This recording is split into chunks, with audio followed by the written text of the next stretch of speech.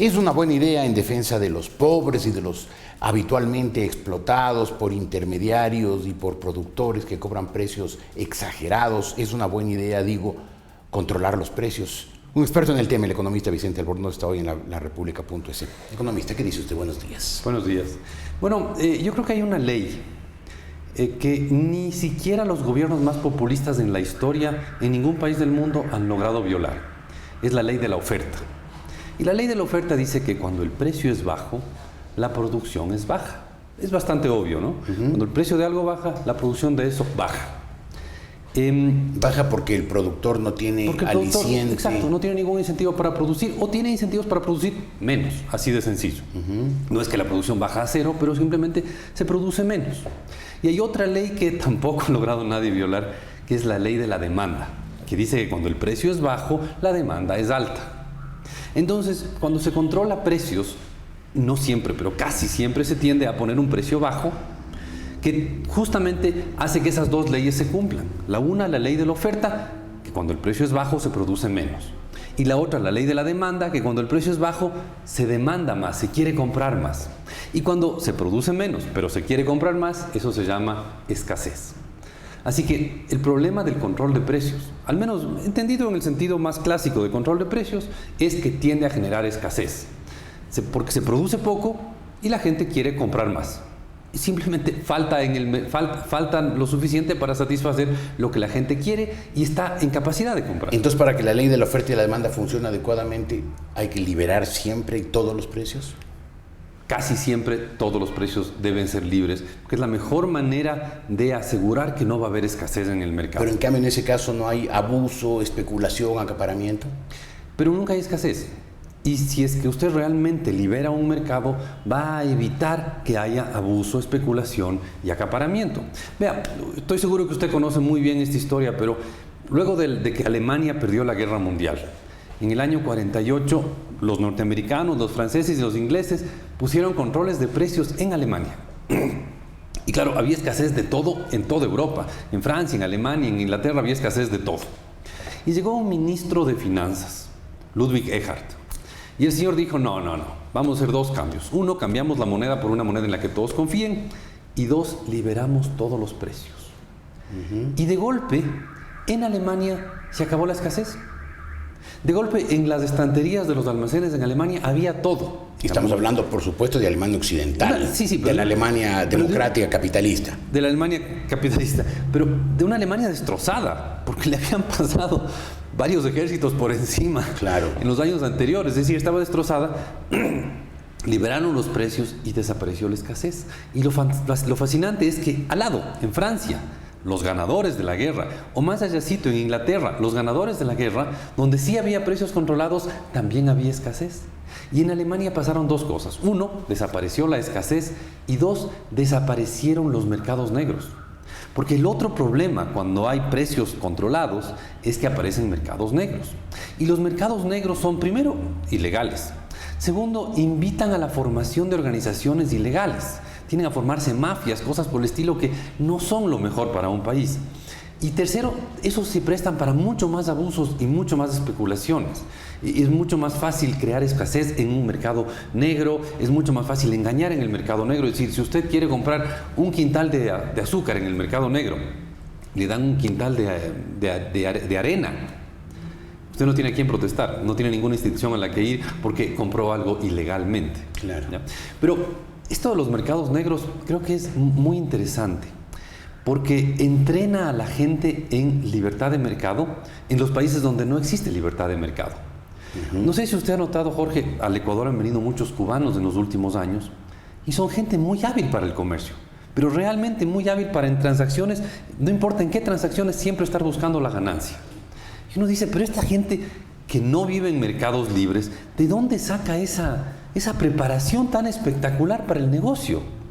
Y es que viven en los mercados más libres del mundo, que son los mercados negros, donde nadie se mete, porque están fuera de la ley, entonces simplemente ocurren en absoluta y total libertad. Se acostumbran a trabajar en mercados sumergidos, con gran habilidad, claro. Es fascinante ver cómo los cubanos tienen esa habilidad, que uno creería que es innata, ¿no? O sea, que nacieron con esa habilidad. Y no es que nacieron con esa habilidad, sino que tuvieron que lidiar con los mercados más flexibles que hay en el mundo, que son los mercados negros, donde los precios suben, bajan, los productos desaparecen, aparecen en poquitas horas. ¿Usted está anticipando que en el Ecuador puede surgir mercado negro?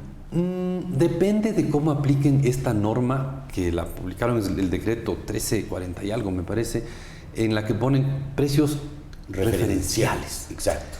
Ahora, estrictamente hablando, no hay una definición de lo que es un precio referencial. ¿Es una referencia para qué? ¿Es una innovación de la Revolución Ciudadana? No, yo creo que simplemente es que no sabían qué poner. Ya. Pero, a ver, ¿referencia de qué? O sea, típico de la Revolución Ciudadana. ¿Referencia de qué? Es decir, ok, fijamos el precio referencial para las uvas, porque por si acaso las uvas están entre los precios que van, los productos que se va a poner el precio. Las uvas, sí. Qué extraño. Sí, no, yo tampoco entiendo por qué, pero se fija un precio referencial para las uvas. Muy bien. Y alguien vende uvas al doble de ese precio. ¿Le meten a la cárcel? No le meten a la cárcel, le ponen una multa, no le ponen una multa, le mandan una cartita diciendo usted está superando el precio referencial. Y si no respeta esa cartita, ¿qué pasa? O sea, le mandan una nota verbal. Claro, o sea, al no haber un tope es un precio referencial. Entonces, no está claro a qué se refieren estos los precios referenciales. ¿Ya? Y habrá que esperar para entender a qué se refieren. Mi sensación es que son precios máximos, los cuales se van a implementar con algún tipo de sanción para quien los incumpla, pero no me queda claro, porque no está claro en el decreto, qué va a pasar con quien no cumple estos precios referenciales. Y lo que a mí me preocupa es, ¿por qué? Y esa creo que era la pregunta. O sea, trata usted de ponerse como economista en los zapatos del gobierno. ¿Por qué tenían que haber hecho esto? ¿Por qué se les ocurre hacerlo? A ver, son 46 productos, todos productos alimenticios, productos no elaborados. Es decir, ahí está el arroz, ahí está no sé, las uvas, la naranjilla, la carne, cosas por el estilo, carne de pollo, carne de chancho. Son 46 productos alimenticios no elaborados. Y uno se pone a revisar. Estos productos alimenticios no son especialmente, no han sido en los últimos años, en el último año, para ser exactos, especialmente inflacionarios. Hace un año la inflación de alimentos estaba en 6%, hoy está en 5%. Si está subiendo, sí, poco más que el resto de precios, sí, pero no hay un disparo de los precios de los alimentos. La inflación total en el país hace un año estaba en 5, ahora está en 4.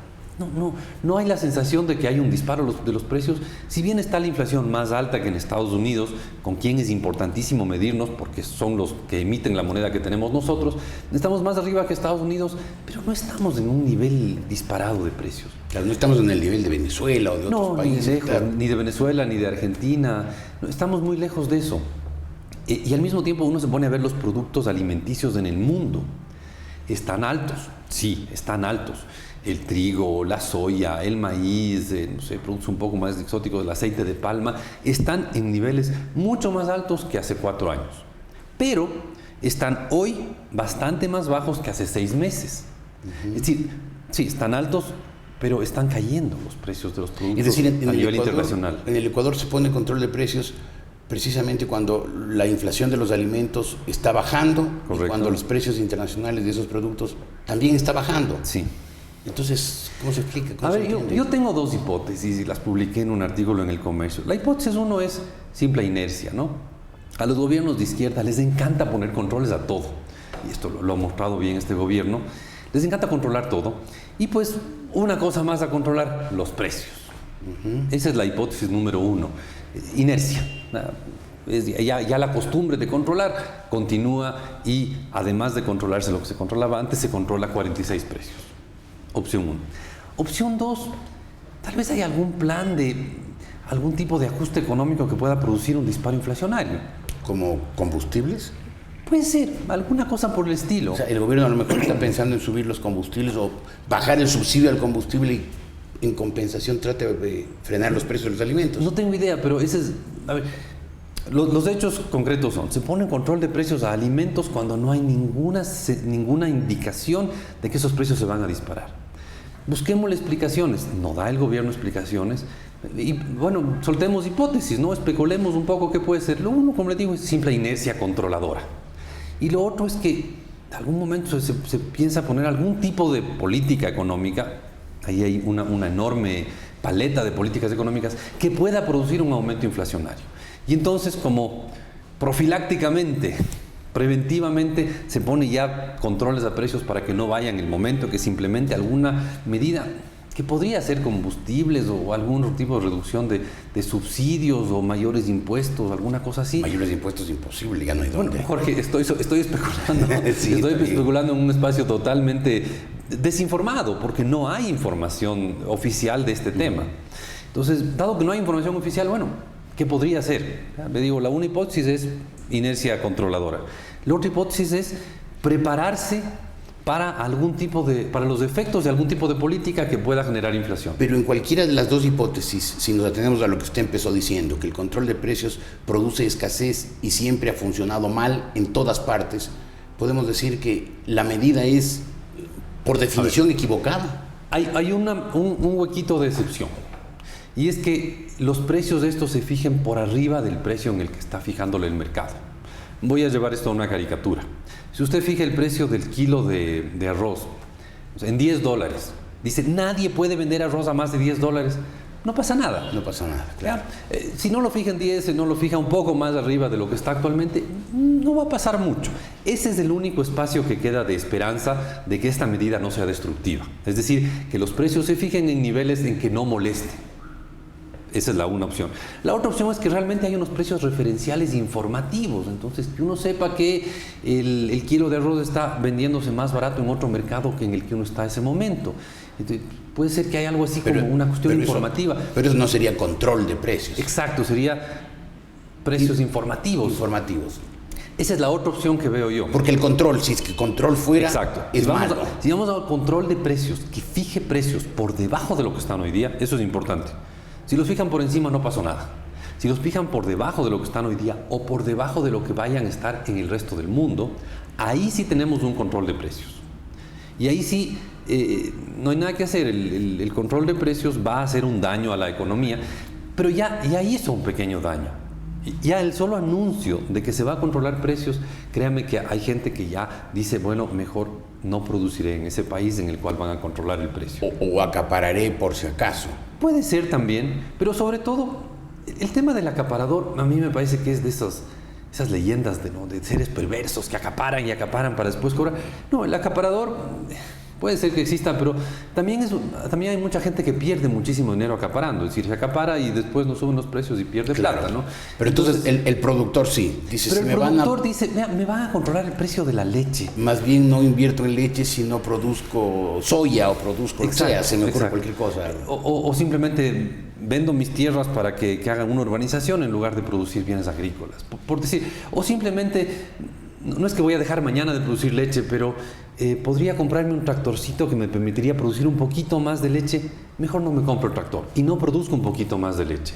O simplemente no contrato una persona para que limpie una acequia para regar un potrero donde van a comer las vacas. No es que mañana produzco cero, pero simplemente la producción deja de crecer solo por el miedo de que me pongan un precio controlado. Son de esas señales que no es bueno dar en la economía, porque el rato que se da esa señal en la economía se genera un poquito más de desinterés en invertir. Ese es el problema. Es una mala señal para la economía. Es una mala señal. No es que la economía colapsa después de un anuncio así. No, pero es otro granito de arena a no incentivar la producción. Perfecto. Economista, algunos lo hemos entendido perfectamente. Muchas gracias por haber estado aquí hoy. Y termino la historia de Alemana contándoles que ese ministro de Economía, Ludwig Erhard, no solamente hizo el gran milagro alemán con la liberación de los mercados y el nuevo marco alemán que nació en 1949, sino que después se convirtió en jefe de gobierno y fue uno de los jefes de gobierno más celebrados de la República Federal Alemana, una de las grandes potencias mundiales. Ejemplos a seguir.